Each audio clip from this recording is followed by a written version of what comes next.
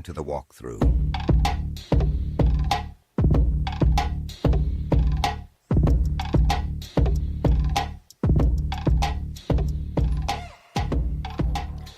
What is going on, everybody? Welcome to the Black Friday Week 13 edition of the walkthrough. I'm your host, the authentic one, Mr. Matty Kiwoom. Of course, I am joined by the host of America's Game, the all-star of the Start or Shit show each and every Sunday, my man, Eric Vanek. Eric, how was your Thanksgiving? Yeah, it was pretty good. Won a couple bets. The football games weren't too terrible. I thought they were all right. But yeah, overall it's pretty good. Good food, good times with family and all that. So yeah, how about you? Good Thanksgiving. A lot of fun was had. The game, like I said, the games were pretty good. A little happy Thanksgiving there in the background for us. I hope everyone had a great time with family, with friends, watching football. The games, like you said, were pretty good. I think the first one we were a little bit ripped off because of the early Amon-Ra injury. Yeah. But still, a lot of the overs cashed. There was a lot of full points to be scored. Ravens upset. Joe Burrow returned. There was a lot to talk about, so you're going to make sure you want to come back to the South Harmon Dynasty channel because Adam and Mike have a lot to dig up, a lot to talk about on the recap show on Sunday, which seems miles and miles, days and days away, because it kind of is. It's a weird time of the year where these football games are scattered over all the different days, all the different holidays. But here today, we are recording on a Friday, which is different. We usually go Thursday, but Thursday, Thanksgiving, can't do it. I was a little drunk, I won't lie. I was a little drunk at that point in time. Couldn't hop on. So we're doing it Friday, Black Friday edition. Kickoff starts about an hour or so away. So we're going to get through these slate of games so that you can get on your way to watch this game, get your bets in. But, of course, we're not going to leave you hanging. We know that these games are important. These matchups are important in fantasy. So we're going to go walk through each and every matchup post-Thanksgiving. Of course, so let's start with the Black Friday game. The 8-3 Bears head to Philly to take on the 8-3 defending champion Eagles. +7 for the Bears, over under 43.5. 270 for the Bears on the money line, -340. Let's start with the weather, my friend. We talked before we hit the record button. Seems like there's going to be some wind, some issues. So with that being said, do we like the over or are we going to hammer the under here? Yeah, what was it again? 43.5 is 43.5 on DraftKings. I'd probably still go with the under there. Not by much, though. I wouldn't be shocked if it's like 41-40. You're kind of sweating it out like, oh, hope they don't hit this last field goal or something. So, hey, yeah. I asked you before. I was like, hey, E, give me your best bets. I gotta lay down a fat parlay, and you just started racking off, and it was a lot of unders. Yeah. So we're gonna ride that wave. I didn't take the over/under in the game. I took a lot of unders on the props. Took the Bears on the money line because I'm from Boston. I absolutely despise Philadelphia sports. But let's go. Let's get into the game itself, and let's start with the visiting Bears. Let's talk about rookie Colston Loveland. So the Bears rookies, they've been good, not great, I'd say, encouraging for us in fantasy, but not really. They haven't been the most important guys. But Colston Loveland's been pretty good. He's been a part of this offense. He's been usable in fantasy. So can he repeat performances in Week 13? I think so, yeah. He's been really solid. If you look at his overs today and the props, like he's hit that 5 weeks in a row, like all, catches, receiving yards, all that good stuff. So I think he's one of the better young tight ends in the league. He was my favorite tight end going into the draft. And I'm still sticking with that, man. I like him a lot. So, yeah, I'm going to fire up Colston Loveland if I can. And then talk to you about the rest of the offense here. So Caleb's been, again, he's had his ups and his downs. DeAndre Swift's been pretty good all year long. Kyle Monangai still finding the end zone with Swift on the field. So how do you see the Caleb-led Bears offense going against this really tough Philly D? Yeah, I think they're going to have to run the ball a little bit more, but like Monangai had more rushing yards last week and played a little bit more than Swift, so I don't know if we're seeing a full blown out 50-50 committee now. I don't know. So I kind of stayed away from the rushing props there for both running backs. If I have a better option, I'm probably going to try and play them because the Philadelphia Eagles run defense has been really, really good lately. So trying to avoid the Bears as much as I can from the rushing standpoint. Yeah, I don't have either running back ranked inside my top 35. Even when you remove all the games from yesterday, they're still barely RB2s. I think you could find better options when it comes to the Bears running backs. And on the Eagles side of things, we've gotten pretty comfortable playing the Philadelphia Eagles over the years. But I want to talk to you about a Slim Reaper. So Devontae Smith, he's averaging 12.5 yards per target when he's out wide. And that is the most among all receivers that's gotten to 30-plus targets. So with this seemingly uptick in targets, squeaky wheel, we call it, for A.J. Brown, do we still think that Devontae Smith can serve as the outside guy and feast for us on a weekly basis? Yeah, I think so. I think he's played better than A.J. Brown all season long, so I do like him better than A.J. Brown, at least. Now, today it might be a little bit tougher, but I did take some overs on Devontae Smith. I think his catches were like 3.5. I took that. I think I did some alternate receiving yards to do like 40 yards. So I think he can at least get that kind of stuff today. But having like a monster game, probably not. The Bears are getting Jalen Johnson back, their Pro Bowl corner. So they get him back. They got a couple other corners that are pretty decent there too. So kind of like I said, we're expecting a lower scoring game here. Jalen Hurts, we playing. Barkley, you're playing. There's no need to get away from those. But let's talk about Goddard and wrap up here with the Eagles. Goddard's been a lot better. He's outserved his ADP come draft season, leaps and bounds. But it might be a different story now that A.J. Brown's getting the targets, now that Devontae Smith, who's been great all year. And with this win that we're anticipating in Philly, what fantasy managers, what should we do if we have Dallas Goedert on the team? Yeah, you're missing one of the big points is Lane Johnson's out. And he's going to be out here for a couple weeks. And I said that last week on our Start Sit show. People were asking about Goddard or Hunter Henry. I was like, you're playing Hunter Henry easy. Yep. And that was the correct play. So I'm sticking with it too. Like, they have to have him in to block more. Yeah. So therefore, I've taken the unders on. Like, his catches today are 3.5. No thanks. Take the under on that. Receiving yards is like 35.5. I could see him hitting that, but I still took the under on it. He hasn't hit that in like 3 straight weeks. So I'm going to go the unders on Goddard today, and if I can avoid starting him, I'm going to. Let's move on here. The 9-2 first seed Los Angeles Rams head to Carolina to take on the 6-6 Panthers. -10 for the Rams, over under 44.5, -650 for the Rams, plus 470 for the Carolina Panthers. Matthew Stafford has thrown 27 consecutive passing touchdowns since his last interception in Week 3. Do we expect Matthew Stafford to continue his MVP season? Well, one thing I want to point out real quick. How the fuck are the Panthers 6-6? I think Dave Canales, they got themselves a coach, brother. Like, I think that's really just what we're seeing is the effects of a good coach taking over a program that had the money to spent it a little bit. Seems to be, because even as a team-run operation, I don't know. Yeah, their losses, they've all gotten like completely blown out, destroyed. Like, just makes no sense. But it feels like they're another team that's like 3-9 again. But anyways, Stafford, you got to count on him this week. I threw him into most of my lineups. Now I did have a lineup where, my 3 quarterback choices were Stafford, Lamar, and Dak.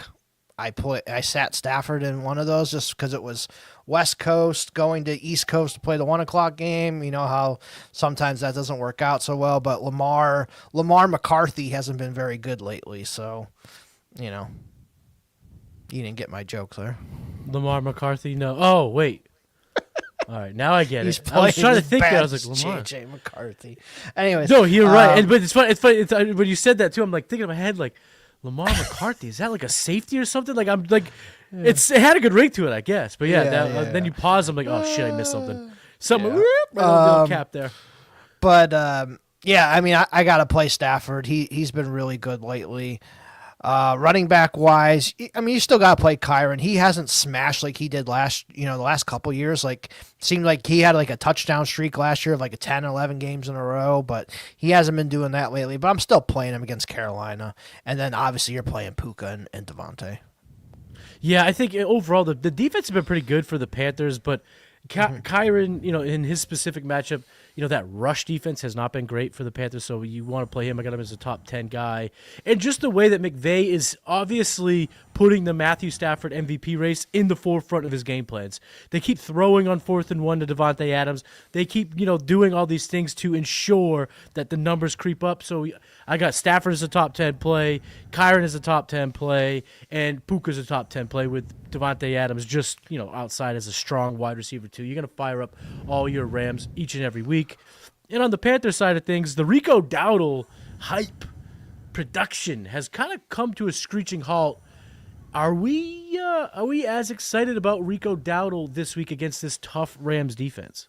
No, there's been a couple spots where I did sit him just because I had some better options. So, yeah, I don't think he's like a must play this week. But if you don't have anybody else, and it's like him or Chris Rodriguez, I probably just play him, and hopefully he's gets me a touchdown, couple catches, because he has been receiving the ball, and he's gotten 30, 40 receiving yards the last couple games. So hopefully he can get something just in the receiving game there.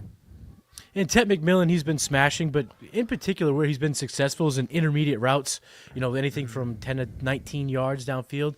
He's got over 400 yards in that category, which trails only JSN. So I'm thinking he still should be pretty good option this week, because if the pass rush starts to get after Bryce Young, making his life more and more difficult, the short yardage stuff for Ted McMillan should still be there. I have Ted McMillan as wide receiver 13 on my weekly ranks. Are you okay with that, or are you kind of a little nervous about this tough matchup against the Rams? I think he would still be in my top 25, but I don't know if he's I think he's kind of touchdown dependent if he's going to hit wide receiver 13. I don't know if he's going to get there on 5 for 70, and he can only get you 12 points. So I think he's kind of touchdown dependent there for me to be 13. But it's still Ted McMillan. He's a top 30 wide receiver at worst, 25. So you're playing him. Anyone else on the Panthers you want to talk about before we move on? Absolutely not. What a dog shit team. They're not really fantasy friendly at this point in time. The 8-4 San Francisco 49ers head to Cleveland to take on the 3-8 Browns, minus 4.5 for the Niners. Get this, 35.5 over under. Yeah. Woof. Minus 230 for the Niners, plus 190 for the Browns. The last time the 49ers were in Cleveland was the year they went to the Super Bowl the first time with against the Chiefs.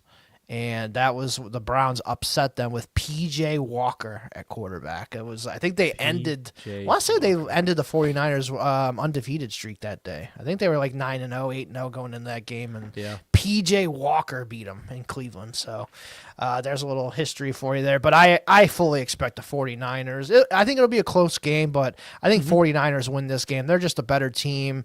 They're fighting for something. Shador. Yeah, he went against the Raiders last week, but it's the Raiders. This is a Robert Saleh-led defense. They're going to throw all kinds of stuff here this week at Shador. I'm sure the wind and all that's going to play a factor too. So I'm not expecting Shador to go out and have some a crazy game. It's not like he had a great game against the Raiders either. He had some plays and stuff, but I think it's going to be more run heavy focus there for the Browns. And I think you just kind of play all your guys here. I think the one that I am worried about though is Ricky Pearsall. He's been dog shit since he's come back. So I've kind of sat Pearsall everywhere I've had him. Yeah, other than that, CMC, Kittle, Purdy, play and all that, you can't really get away from that. What's the last thing you read on Quinshon? Did we get Quinshon this week? Yeah, I haven't seen any updates on him, so I think he's good to go. I'm playing him. He's their offense. They're doing all the wildcat crap at the goal line. Mm-hmm. So he's getting the ball. So yeah, I'm putting him in. Bo Nix or Jacoby Brissett in Week 13? Yeah, this is a really good question, honestly. Jacoby's been playing great. I haven't heard yet. Is Marvin Harrison Jr. back? I haven't heard anything. I know he's practicing in a limited fashion, but he did last week, and they still held him out. When he first had the surgery, the appendectomy, I was reading it could be a 2 or 3 week absence. Most in the history of the NFL have only been a 1-game absence, but that's just been kind of how things have gone. I don't know if maybe he's just if they're being cautious. I don't know, but I haven't heard a definitive answer quite yet. Yeah, I'm gonna look it up really quick. Man, I think I'd go with Bo Nix. Yeah, yesterday was limited on Thursday as well, so there hasn't been anything. It's still early on the West Coast on Friday Right. here, so we don't have the definitive update yet. But I expect that he plays. Man, Bo Nix has been awful, but it is Washington. You know what? I'm going to go Brissett. Brissett has been so good the last month or so, and Bo Nix has been iffy. Yeah, just give me Jacoby. I'm going to go with the hot hand here. Like, he's got chemistry with Trey McBride. He's got chemistry with Michael Wilson, who no one really has ever had. And then you're getting Marvin back, too. Yeah, give me Brissett. Yeah, I have him back to back in my rankings, but I'm going to go with Brissett too because if we're going to just kind of flip a coin, give me the matchup that I could see shooting out. I could see Denver just kicking the shit out of the Commanders and being able to hand the ball off and kind of just slow the game down. Maybe a defensive touchdown, maybe 2 defensive touchdowns are on the board here. So I'm going to go with Brissett slightly here. I'm going to go with you there. Yep. All right, we got a decision to make right here, right now, because kickoff is about a half hour away. Start Swift, Monangai, or Woody Marks on Sunday. I think I'm going to go Woodrow Marks. C.J. Stroud just did get cleared, so C.J. Stroud will be in there. I think I'm going to go with Woody Marks on this one. I just don't trust both Bears backs right now. I don't know who it is. At least with the Texans, I know 70% is Woody Marks. So yeah, give me Woody. Yeah, I'm going Woody too. Especially too, you don't want to have to stare at a bad game from Swift or Monangai for 2 days. Let's wait till Sunday. Let's get the back to normal type stuff. Let's go with Marks on that. Yep. Start 2, Jetta, Harvey, Wilson, if Marv is out. This is crazy. Jefferson and that we have to is sit crazy. Jefferson. Crazy. Yeah. I think I'm gonna go Jefferson and Harvey. If Marv is out, oh man. I think you got to go Harvey Wilson, to be honest with you. You do. No, Yeah. If Marv is out, yeah. If Marv is out, you have to go. The volume, we just talked about Brissett. You have to do it. It's crazy to say. And J.J. McCarthy, I mean, if he's out, I might lean more Jefferson. If it's Bosmer, or Brosmer, however you say it, I could lean it. But I think the definitive one here is Harvey. We talked about it. Also, you get the Sunday night, the fizzle effect, the wait till the final say. So I'm going to definitely go Harvey, and then I'm going to wait. If Marv is in, I'll go Jefferson. If Marv is out, I'm going Wilson. Yeah. All right, let's move on to the next game, a battle of AFC South foes. The 6-5 Texans head to Indy to take on the 8-3 Colts, plus 3.5 for the Texans. Over under 44.5 minus 162 or 192 for the Colts, plus 160 for the Texans. C.J. Stroud, he's completed about 65% of his passes against man coverage, which is high. It's one of the best in the league.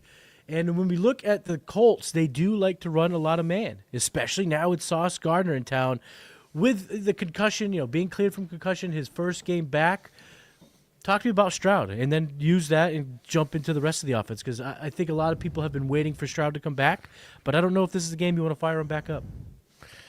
I mean, the Texans' playoff life is on the line. Like they have to, win this game. So, I think I'm okay with playing Stroud, but he's more like the quarterback 2 range for me. I don't think he'd be a quarterback 1 for me. He does have all the receivers there, so Higgins and Kirk and Nico, everybody's healthy. Schultz is healthy. Woody Marks is healthy. So they got their entire offense minus Tank Dell. So, I think it should be all right. We'll see what he does. And then we talked about Woody Marks and then talked about the pass catchers. Seems like Nico Collins should be ready to go after kind of a bad game against the Bills last week after getting not his bell rung, but he definitely got, the wind knocked out of him, his ribs after he got kind of hit. Didn't score many fantasy points after that, but he seems to be okay, and he's going to suit up, right? Yeah, he looks like he's all right. And then, Nico, you got to play Nico, especially, but he is going to get Sauce Gardner. So we'll see what happens there with Nico, but I think you still got to play him. Maybe lower your expectations a tiny bit. It seems like they have kind of gone away from Xavier Hutchinson and finally putting Jaden Higgins in there more. Thank goodness. Right. Kirk had a touchdown last week finally, so he's getting involved. I wish Jalen Noel would get in there a little bit more. So, Higgins is probably a flex play at best for me. That's probably the only guy I'd want to play, minus Nico. And then I've had to throw Schultz in there. Schultz has been pretty good, minus last week. Last week was awful. But before that, though, he was doing 50, 60 yards a game. So I'm okay starting Schultz. I'm firing up him in a couple leagues. And on the Colts side of things, I'm fading Daniel Jones. I'm looking elsewhere. I think I'm looking at the free agent wire. I have Jones outside of my top 24 for running a quarterback this week. I'm okay playing, a streamer, grabbing like a Trevor Lawrence off the waiver wire. Maybe even if Jacoby Brissett, we've talked about him, picking him up off the waiver wire. What are your thoughts on Daniel Jones this week? Well, I think that you missed the main one from yesterday is he's playing with a broken fibula. Yeah. Yeah, so he is. He's been suiting up, yeah. There's video now leaking of him limping, too. Yeah, so how long is he going to last with that? So I think you have to take that in consideration too. Yep. And could that be affecting his play? Like his passes aren't as accurate and all that. They might have to go to Riley Leonard here. So and this is probably one of the toughest matchups in the league right now. Like the Texans are it's the worst matchup for quarterbacks. Yeah, they are on fire right now on defense. They are playing some of the best defensive ball in the league. So, yeah, I'm with you. I'm fading Daniel Jones. I'm not starting him this week if I can avoid it. And, maybe temper expectations. You're going to play Jonathan Taylor. There's nowhere, no world, no scenario in which you're not. You're going to play, and then if he doesn't kill it, doesn't get 40, you'll live with it. But historically, he has ripped apart the Texans. He's rushed for more than 200 yards over the rest of his opponents in the AFC South over his career. He's absolutely destroyed them throughout his career. And, to take a little bit from the movie Friday Night Lights, Daniel Jones just has to survive that 2.5 seconds to hand Booby the ball, a.k.a. Jonathan Taylor. So we're going to expect things from Taylor. But with the news of Daniel Jones, with the tough matchup, what do we think about Tyler Warren, Michael Pittman, Josh Downs, that whole thing, Alec Pierce? There's fantasy-relevant pass catches that I don't know if we should be excited about this week. Yeah, I think if I had to choose one to play, it would be Tyler Warren. I'd be, I feel pretty confident in him because he could even do some gadget stuff running the ball. They haven't done it too much, but I, wouldn't be shocked if they did that like at the goal line. Throw Tyler Warren in there at quarterback, let him do wildcat stuff. So I think that's a possibility. Pittman of the wide receivers would be the only one that I feel okay about, but I don't love it. I'm not going to play Pierce. I'm not playing Josh Downs. Like the matchup is really tough, and like even Pittman's pretty questionable for me. So, little trade question here in the chat: would you trade Rome and QJ for Nico Collins? He could also trade Rome and Rico Dowdle for Waddle and Bucky Irving. I think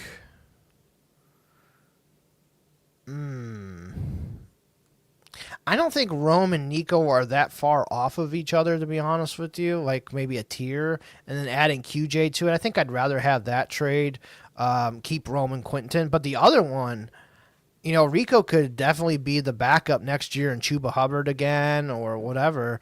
Waddle, and, he should be the number one there next year. I don't think Tyreek's back, and at least not till we've seen what these major injuries can do. So Godwin and Brandon Ayuk, like they're not playing again this year. So I think Tyreek's not going to play. Waddle should be the number one again there. And then you're adding, I'd rather have Bucky Irving than Rico. So yeah, I want the Waddle and Bucky side. And Waddle has a really good schedule the rest of the year. I bet you Waddle outscore. Yeah, I bet you Waddle outscores Rome the rest of the year. So the Waddle Bucky side I want for sure. Completely agree. And speaking of Waddle, let's talk about his game this week. The 2-9 Saints head to South Beach, take on the 4-7 Dolphins. -5.5 for the home Dolphins, over under 42.5, -258 for the Fins, +210 for the Saints. So let's start with the Tyler Shuck-led Saints. Seems like we're going to get Devin Neal this week as the running back one. Have you heard otherwise? Because it seems like last time I checked, Alvin Kamara is not going to play this week. Yeah, I believe he has MCL or PCL sprain in the knee. He's just shut him down the rest of the year. Just see what you got in Devin Neal. Let him play. Be honest with you, you guys are not going anywhere. So, Devin Neal, you got to throw him in there as an RB2. Like he had 5 catches last week for 43 yards, so he could definitely get there. At least in the receiving game for you. So he's an RB2 for me this week. I think I'm playing Bayshal Tootin over him. So if that's kind of like a name game, if you want to look, so like Bayshal Tootin over him, but that's probably your range you're looking at. Shuck, I can't play Shuck. Miami's defense has been really good the last couple weeks. Yeah, they've been getting a lot better. I think people have been making fun of them, and they're kind of are like taking to it. So, taking offense to that. So, yeah, I don't love Shuck. I think the only guy I trust is Olave and Jawan Johnson. That's it. Yeah, I mean, I play. You mentioned Bashul Tootin. He's in that range, but if I had to make a decision right here, right now, again, about a half hour away from kickoff, I'm playing Devin Neal over either Bears running back. So yeah, I think I can get behind that. I'm going to go with Neal over the 2. And then on the Dolphins side of things, there's not really a lot of analysis needed, right? I mean, HN, yes. Waddle, yes. Is there anything else? Probably not so much. HN's been on fire. There is a chance. I don't know if it is going to happen or not, but Darren Waller could be back this week. So if Waller's in there, I think he becomes somebody that you could play at tight end. Give me a let's play. Actually, let's just play a quick name game because I just think with him coming back, he's going to be a lot of free, on a lot of waiver wires for redraft leagues. So if someone's in a tough position, maybe they want to pick him up. Would you play Darren Waller if let's going to say he is playing? No designation going into Sunday. Waller or Theo Johnson? I think I would go Waller there. Waller or Brenton Strange? I like Strange, so I'm going to go Brenton Strange. Waller or Harold Fannin Jr.? Waller. And Waller or Kyle Pitts? Waller, yeah. I mean, Kyle Pitts had a prime opportunity last week and sucked, so yeah. Yeah, and well, speaking of that team, the Falcons, they take on the Jets in the Christmas colors game of the week, 4-7 at 2-9, -2.5 for the Falcons, over under 39.5, -142 for the Falcons, +120. Let's start with the Falcons. No Drake London, no Michael Penix, so we got Kirk Cousins, Bijan. Don't need to analyze Bijan Robinson; he's good to go. But talk to me about this offense. It hasn't all, the defensive unit, despite losing Quinyon Williams, it was despite trading away Sauce Gardner, they look pretty good against the Lamar McCarthy-led Ravens last week. Could that be trouble for Kirk Cousins on the road in New York? Probably going to be a little bit chilly, 1 o'clock in East Rutherford, New Jersey. This might be another game. I just take all the fucking unders again. Just props, all that. Just... I could see Kirk Cousins, like, this looks like a prime matchup. It's the Jets. They traded all these guys. They suck. Oh, man, Kirk Cousins, he's going to go out 303. And you look up at halftime, and he's got 56 yards, 0 touchdowns, 2 picks already. Like, it could be one of those things for Cousins. So I don't trust Cousins. Honestly, I don't trust anybody in this game outside of Bijan Robinson. Like, yeah. I've thrown John Mechie into a few lineups. He's been solid with Tyrod last week. He's been getting going. Like, he's kind of been the Jets' #1 receiver since Wilson's been out. So I don't mind throwing Mechie in as like a flex play, but that's probably about it. Like Brees, Bijan, Mechie, Mooney, I guess. I don't know. I don't even know if I trust the Mooney thing. He's been banged up, the shoulder injury, all that stuff. So, I'm with you. I'm going to fade this game pretty much across the board. Brees, Bijan, that's fine. Other than that, no thank you. So let's move on to a game that is going to be a lot more exciting. The 3-8 Cardinals head to Tampa Bay to take this on the 6-5 Bucks, +4.5 for the visiting Cardinals, over under 45.5, +160. For the Cardinals, -192. Let's start with the Cardinals. We've kind of broken this offense down through questions in the chat, through the things. So we like Brissett. We like Wilson if Marvin Harrison is out. But talking about the running backs, yeah, Trey Benson did get ruled out today. So Trey Benson will not play again. So it'll be Zonovan Knight and Michael Carter again. I think I would trust Zonovan Knight more than I would Michael Carter at this point. But I think they're both like... It's probably like 55-45 kind of split there. And then, yeah, we talked about the receivers. I think Michael Wilson's still like a flex play, but McBride, tight end 1. Marvin Harrison Jr., you probably throw him in there as like a wide receiver 2, wide receiver 3-ish. Yeah, I think Michael Wilson, I think it's kind of hard to put that cat back in the bag. And what we have seen Brissett do is carry multiple pass catchers.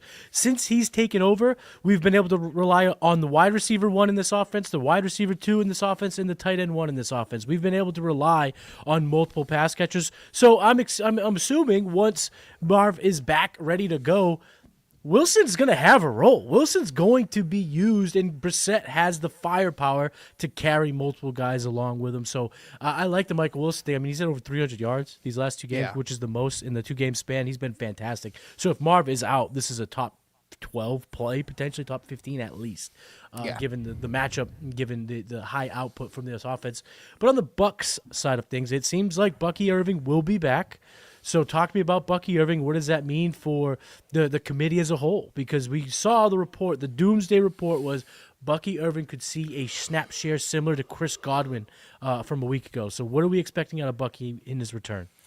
Yeah, I guess you got to take them at their word because the same thing happened. You know, what they reported on Godwin is what happened. So I'm going to trust what they're going to say. It's going to be a 3-way committee there between Rashad, Tucker, and Bucky, so you can't really trust it. But I think all 3 of them are going to play a lot because of Baker Mayfield's shoulder. And so Baker Mayfield is going to play. He's going to gut it out. He's a warrior, which I figured. Yeah, I figured he was going to play. So I am tempering my expectations here. So I think the running game is what's going to win it for them. You know, Ibuka, it's hard to sit him, but he's like a wide receiver 3 for me this week, and I can't really trust anybody else on this offense. It's been a tale of 2 seasons for Emeka Egbuka, has it not? I mean, when you look at what he did, how hot he started, I mean, we're talking about wide receiver 4, wide receiver 10, wide receiver 1. But over these last 5 games, wide receiver 32, wide receiver 55, wide receiver 3, but wide receiver 39, wide receiver 46, it's been rough. Yeah. I'm nervous about playing him. With this shoulder injury, there's a scenario in redraft where you could bench him. You can have teams that maybe you picked up a Michael Wilson. Maybe you've been holding on to guys. Maybe you traded low for an A.J. Brown. I don't know, but there's a situation. I have a team. Actually, I'll dip into my own teams. You know, I'm in these streets too, everybody. So let me tell you kind of what I'm having to do right here because I got a team where I have A.J. Brown, Rome Odunze, Jordan Addison.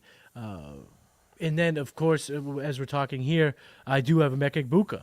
And if Marv plays, I think I might put Marv in over Egbuka here. Because, I mean, Addison's been a rough city. But I'm going to play Rome, and we're going to go there. So there are situations. You're going to find it tough to bench Egbuka, but there's definitely situations out there where that's the smart play. So it's a little tough, especially with the shoulder, as you mentioned. So we got a start-sit question. Higgins. I'm assuming this is Jaden Higgins, DJ Moore, and Terry McLaurin. I'm assuming this is the 3 guys. So who you starting? Yeah. Man, this is tough. I think I'd go Jaden Higgins, to be honest with you. I'm going Jaden Higgins too. DJ Moore. Yeah, I don't love DJ Moore, and I don't want to trust McLaurin off of his first game. So I think I'd go Jaden Higgins. Yeah, did a tough matchup on Monday or Sunday Night Football for McLaurin. DJ Moore had 25 fantasy points, but 12 of them came on touchdowns. So the volume just hasn't been there for him all year. And then today with the wins, I don't really love this matchup. So I'm going to go Jaden Higgins. Nope. Rome or Bucky?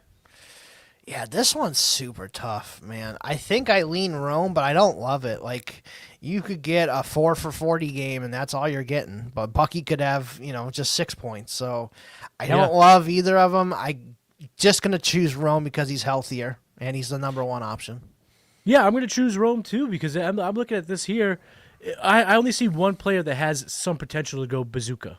That's Rome. I don't think Bucky has a chance to do that. I don't think, with nursing the injuries, kind of getting back to health, that shoulder, how many hits do they want him to take? And I know he's got the explosion. I know he's a very fast, quick, game breaker type player. But is he that right now coming back from injury? Can he supply the burst? Can he supply the fantasy points with 10 to 12 touches? I don't know. There's just too many questions, as you mentioned, with health. So I'm going to go with Rome here and have a Black Friday sweat. Yeah. Let's move on to the next game here. A battle of AFC South foes. 7-4 Jaguars head to Nashville to take on the 1-10 Titans. -6 for the Jaguars. Over under 41.5. -270. +220 for the Titans. This week so far has one theme. Very low over under. So what are your expectations for this Jaguars offense? I mean, they're fully healthy for the most part. We should get Brian Thomas Jr. back, so that's nice. Obviously, Travis Hunter's out for the season, but everyone else is good to go. Lawrence is there. We got both running backs should be more healthy now too. I kind of like the Jaguars this week, to be honest with you. I think this is a game where they should win, and they have to win. Like, if they lose this, then I think their playoff chances are going quickly bye-bye. But they win this, they're 8-4. They're probably a playoff team if they win and go 8-4, unless they just have an epic collapse, which is very possible. But I think this is a must-win game for them. Even though there's not like a ton of pressure on them, but I think they gotta win it. So I'm in on the Jaguars this week, all the guys. Yeah, I'm giving them a little bit of boost because, like you mentioned, they need not only does a win get them in the driver's seat to make the playoffs, it puts them on the forefront to potentially win the AFC South. They have 2 matchups against the Colts still ahead on their schedule. And Daniel Jones has a broken leg. And Daniel Jones is literally playing with a broken leg. So yes. I don't know. I think this is a big game for the Jaguars. But on the Titans side of things, give me your 2-sentence synopsis. I don't think there's really much to talk about. How about 2 words? Jameer DK. That's it. Jameer DK, that is it. All right, let's talk about the battle for the Sam Darnolds. The 4-7 Vikings head to Seattle to take on the 8-3 Seahawks. +11.5 for the Vikings. Holy shit. 41.5 over under. +525 for the Vikes. -750 for the Seahawks. What's the latest you heard on J.J. McCarthy? Does it matter? And what do you think this offense looks like going against a very tough defensive unit on the road? Yeah, I think he misses this week, and Max Brosmer, the rookie, is going to be starting. And hello, rookie, let's go send you to Seattle to play your first NFL game. No thanks. So I think the only person I can play is Jefferson. Like, I've sat Aaron Jones, Jordan Mason, Hawkinson. I could just see the rookie saying, hey, fuck it, Jefferson's down there somewhere, but that's probably about it. Yeah, we talked about touchdown-dependent wide receivers earlier in the show. I think Jefferson's there, too. We're looking at a 4 for 40 potential, 4 for 50, which, again, is a decent enough play for a flex spot. Seattle's got a great defense. Their defense, let me just ask you this. This is not a fantasy question. This is a football question. And as the host of America's Game, I know you think about football in every way possible. Is this just another version of another soft benching? I know he probably has concussion-like symptoms and all this stuff, but even if he was fully healthy, how bad would J.J. McCarthy look on the road in Seattle? I mean, probably as bad as Prosper's going to look, to be honest with you. Maybe worse. Maybe worse. I mean, that game last week was eye-opening. Against the Packers on the road, too, divisional rival. I mean, he looked terrible. He had some of the worst decision-making, putting his head down, and it was brutal. And I would imagine it looks pretty similar in Seattle this week. You know what needs to happen to McCarthy is he needs to end up getting cut, right? And he needs to go rehab his career with a guy like Kevin O'Connell. And needs to go to and rehab his career back like Sam Darnold and Daniel Jones did. Yeah, he can only hope. One day he will get cut, and hopefully he can find his way to a Kevin O'Connell-led offense. Oh, it's diabolical. And on the Seahawks side of things, JSN, he's the chosen one this year. He's been on fire. Sam Darnold, he's been okay in streamable matchups. I don't think this is one. I'm trying to stay away from Sam Darnold. If I'm streaming quarterback, if I'm looking for options, I don't love this matchup because it's still a Brian Flores-led defense. It's still a team that can get after the quarterback a little bit. But talk about the running backs. Because Ken Walker, Zach Charbonnet, they've been maybe the biggest headache in fantasy football this year. Yeah, I agree. I probably still lean Walker over Charbonnet, but I'm not super confident in it. I actually don't mind Darnold. Like, every time I think, okay, this might be a little bit of a game. Like last week, I thought, okay, maybe they're just going to run the ball all game, and he's not going to kill it, and then he just throws a fucking bomb to fucking JSN, and it's all he needed. So like, I Darnold played against this defense all during practice last year. So I'm sure there's going to be some wrinkles, but he knows it. So I kind of like Darnold this weekend. They need to keep winning to keep pace with the Rams. And I think I like Darnold this week. Obviously, you're playing JSN. They got to get Shaheed going here at some point. Mm-hmm. Cooper Kupp's, he's just old now. AJ Barner's been one of the tight end surprises of the year. So yeah, I don't mind Darnold this week. All right, so I got Darnold outside of my top 20, but I want to put his name up against quarterbacks I have that are ranked higher in my ranks to play a good name game. Let's find a settle spot. Let's see where some of our listeners might feel comfortable playing him. Sam Darnold, or let's start with my QB 13, Trevor Lawrence. I think I would go Trevor Lawrence slightly just because it's the Titans. Sam Darnold or the banged up Baker Mayfield? Sam Darnold, easy. Sam Darnold or Brock Purdy in a game whose over-under is like 12 points? Sam Darnold. Or in the last one, Sam Darnold or Justin Herbert?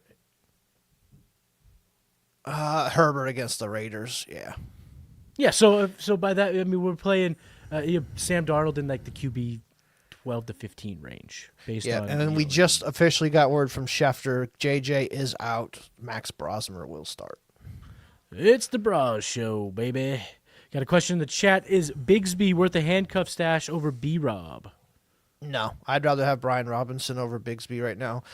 Even if Bigsby started right now, their offensive line is beat the shit. So yeah, he's not going to do that great. So I mean, Barkley's not even killing it right now. So yeah, give me Brian Robinson.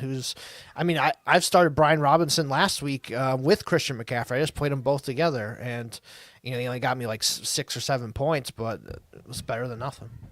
Yeah, and we've seen flashes of what Brian Robinson would look like if he were to get more touches, and I think it looks pretty damn good.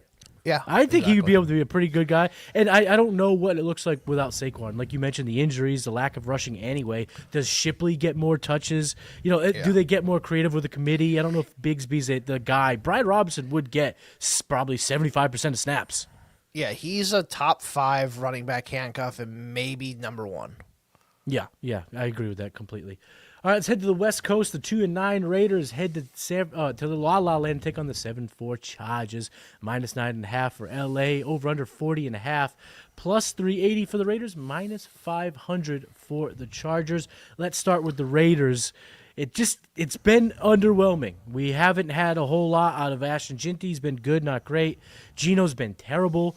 Even Brock Bowers has had monster games, but with the injuries and some dip games, he hasn't been the consistent guy that we were hoping to be when we took him in the second, third round of our redraft, drafts in August. So talk to me about the Raiders in this matchup. I think the only guy I kind of want to play is Bowers. I haven't read up too much on Genty if he's missed practice at all this week. I know he left the game late against the Browns last week. Genty's probably an RB2 if he does play, but that's probably all I want to play, honestly. Bowers and Genty, and that's it. Like, I don't want to play anybody else. Yeah, and I will say this, too. Both guys, Jinty and Bowers, have tough matchups. The Chargers are good at stopping opposing running backs and tight ends for fantasy football purposes. So you're going to play them. It's tough to get away from it. But, yeah, it's not really great. And on the Chargers side of things, again, this seemed like a bonanza offense. We had QJ humming. Keenan was eating. Everyone was doing the damn thing. McConkey was a bit slow. He got hot. Vidal was good. He's slow, but it seems like Amari Hampton's going to come back. So what do we expect from the Chargers in Week 13? I'm expecting them to come off the bye here and look pretty good. Hopefully Hampton is in there. I think Hampton immediately takes over that role. He pushes Vidal to the side. Maybe Vidal gets a couple carries, but I think he gets going. McConkey's been great. I think Quentin Johnston finally can, hopefully this week off got him healthier. Keenan Allen's been, he's been a wide receiver 3 flex play for you, and Gadsden's been great. Hopefully he gets healthy off of with this bye too. So, yeah, and hopefully this offensive line can hold up. That's their biggest thing. If their offensive line can hold up, they can put up some points here. So, I'm gonna probably start all my Chargers if I can. The 7-4 Bills head to take on the 6-5 Steelers. -3 for the Bills. Over under 45.5. -175 for Buffalo. +145 for the home Steelers. On the Buffalo side of things, Josh Allen, he's just awesome. No matter what, 6 touchdowns a couple weeks ago. Even in the terrible matchup against the Texans last week, he didn't come through for us, but we still played him. That's the type of talent he is, and I would expect to do the same here. But James Cook, yep, he's kind of in that Josh Allen play every single week. But talk to me about the pass catchers. Brandon Cooks is in. Does he have a role early? Is anyone worth starting in terms of the wide receivers, tight ends? I'll tell you what, I'm worried. I'm worried about Buffalo. Both starting tackles are out. Mm-hmm. That's brutal. So that is very brutal. I mean, Josh Allen's Josh Allen. I think you got to play him. James Cook has been really good this year. You got to play him. But I'm tempering my expectations. And honestly, not many other players I want to play. I think Shakir you could throw in as a wide receiver 3 flex play, but that's it. I ain't trusting Brandon Cooks first day. Dawson Knox is going to be starting again at tight end, so maybe, but there's probably 12 other tight ends I would start over Dawson Knox. So that's kind of where I'm at with Buffalo this week. I think it's going to be rough. And let's talk about the Steelers, because Jaylen Warren, he's going to be the back. He's getting a ton of touches, but he's kind of been getting smashed behind the line of scrimmage. He's been hit 52% of the time behind the line of scrimmage. That's the 3rd highest mark. Can the Bills follow suit? Can the Bills get penetration and knock him back? And what is that going to mean for Jaylen Warren and Kenneth Gainwell, for that matter, too? Because Kenneth Gainwell is the guy that's been getting more and more touches these last couple of weeks. Yeah, so Rodgers is going to play this week with the broken wrist. So crazy, stupid. See how that's going to play out. So I'm definitely taking the under in this game. Yeah, I mean, the way to beat Buffalo lately has been to run the ball on them, and good defense. And I think Pittsburgh that's right up their alley. Play good defense and run the ball. So I think Gainwell and Jaylen Warren are definitely worthy of plays this week. Probably, Warren RB2, Gainwell's a flex. DK Metcalf is off the injury report, so he's going to play. But that's probably the only receiver that I could semi-trust, but it's either 4 for 40 and a touchdown or just 4 for 40 straight up, and that's about it. So that's kind of where I'm at with the Steelers. I'll play the running backs, maybe DK. That's probably it. I don't trust the tight ends. Yeah, it's tough to pick. If you could do the tight end position and just get all their production, they'd be a pretty good spot. You'd be a pretty good player in fantasy, but because you have to decide between Freiermuth, Washington, and Jonnu, it's just not. Yep. It's not worth it. 9-2 Broncos. Go ahead. Keep going. Another more breaking news: Alvin Kamara is out, so Devin Neal is the starter. Yeah, we had talked about that earlier in the show. I'm glad we got the confirmation there. Teams can make that switch with confidence. So the 9-2 Broncos head to the nation's capital, take on the 3-8 Commies, -5.5 for the Broncos, over under 43.5, -270 for the Broncos, +220 for the Commanders. We talked a little bit about Bo Nix earlier in the show. So does that kind of put the kibosh on expectations for the pass catchers too? Man, I want to play. I'm playing Bo Nix in one of my main home leagues this week, and I want to believe in him. Like, off of the bye, I'm hoping they got stuff right, and everyone got healthy. And Denver's 9-2. That's another team. Like, how the fuck are they 9-2? And they have all these problems on offense. It seems like, and they're beating the Chiefs and they're beating all these teams, and like, how? They're not that good, but. I think hopefully they got right. Washington's defense is a little bit beat up. They did play a little bit better with Dan Quinn calling the plays 2 weeks ago. But I'm going to play Bo Nix, but it's probably back-end quarterback one for me.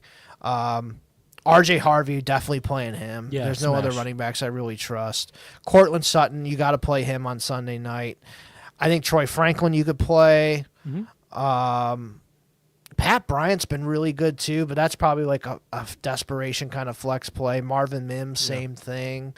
Evan Ingram, I definitely can't play. Like, he's just not been great. Yeah, and I'm not all that excited about any of the Commanders players. The Broncos are they're top 3 in passing, top 3 in rushing. They get after the quarterback. They have some of the highest pressure rates. Yeah. And it's just really been a shit show for the Commanders. So even Debo, who's been good, I'm looking elsewhere. I'd rather go with a streamer flex play and just hope to chase some points, because it looks grim, I think, in this matchup for the Commanders. Yeah, if I have to pick a running back, it's Chris Rodriguez. He's been the most consistent. Wide receiver, it would be Debo. And I think Zach Zach Ertz has been, especially in tight end premium, he's been a walking 10 points for like the last 2 months, month and a half. So I think Zach Ertz, I feel comfortable with that. I can play him, but other than that, it's really hard to trust everybody else. Moving on to the last game of the Week 13 slate, the 2-10 New York Giants head to New England to take on the 10-2 Patriots, plus 7.5 for the Giants, 46.5 over/under, which is I think one of the highest on the damn slate. Plus 330 for the Giants, minus 425 for the Patriots.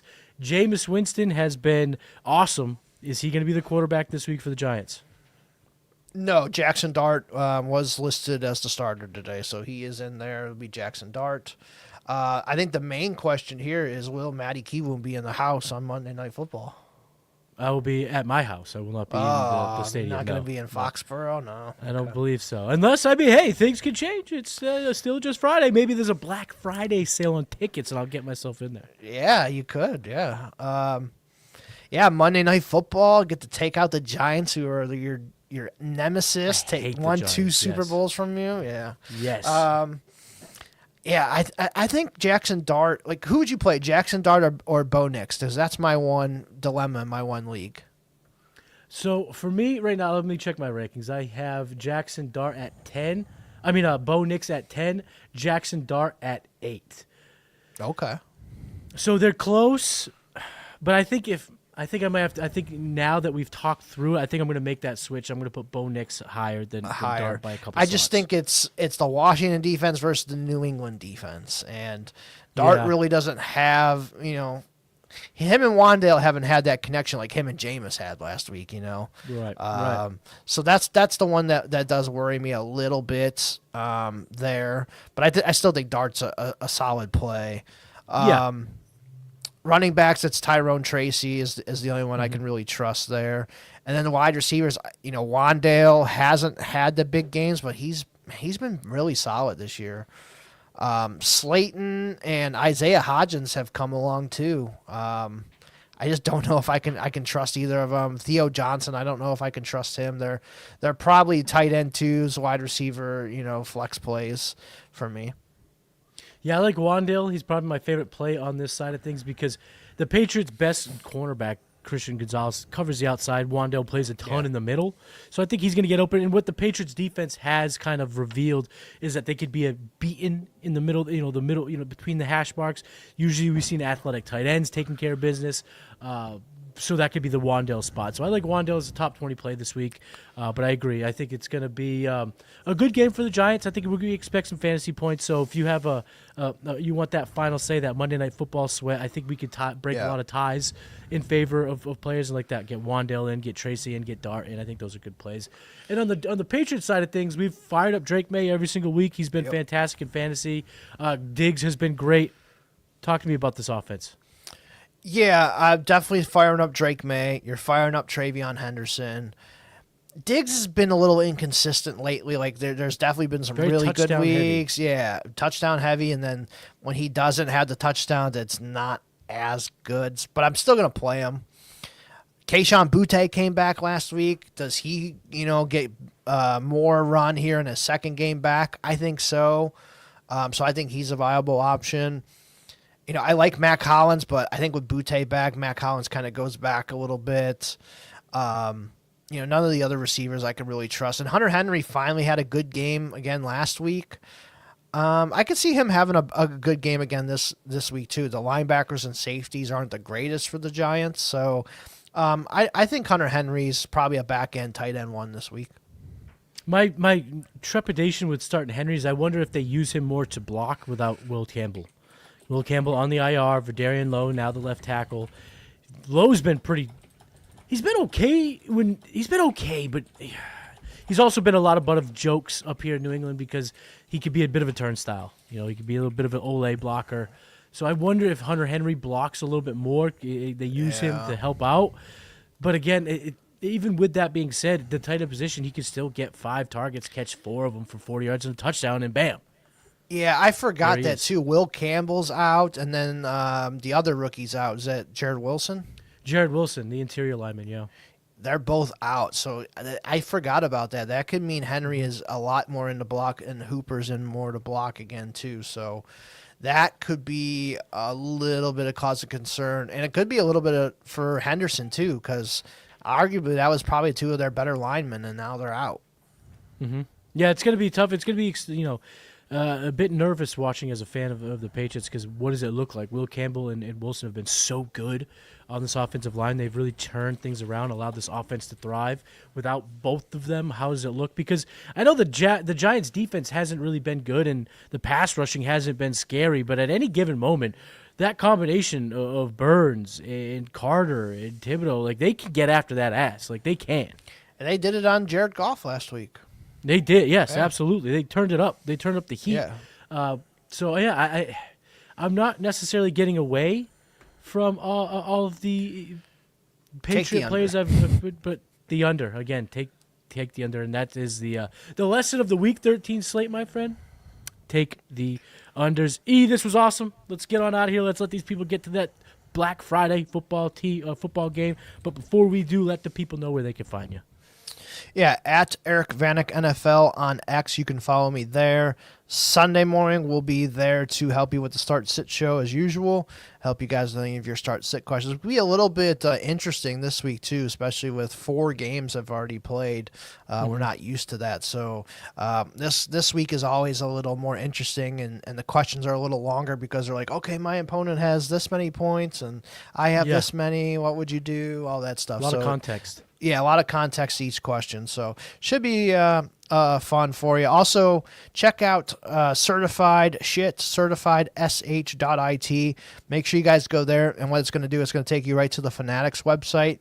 And it's basically just like a referral link that, you saw it from us, and it gives us a little tip in the tip jars, like I like to call it, and you can buy all your Fanatics gear, whatever Black Friday sales they got going on right now. So yeah, check that out. I'm sure it's going to go on all week, and Monday for Cyber Monday and all that too. So certifiedsh.it. Type that into any of your web browsers. It'll take you right to the Fanatics website. Buy what you're going to buy for your friends and family on there from any sport, and it'll help us out. So we'd appreciate it. Yeah, get over there. Get your gear ready for your playoffs, whether it be fantasy playoffs or your NFL team playoffs. You can head on over there and help us out. Like you said, we'll put a little tip in the tip jar over at Fanatics and use that code. But that's it. That's the Week 13 slate of the walkthrough. We'll be back next week for Week 14. Peace.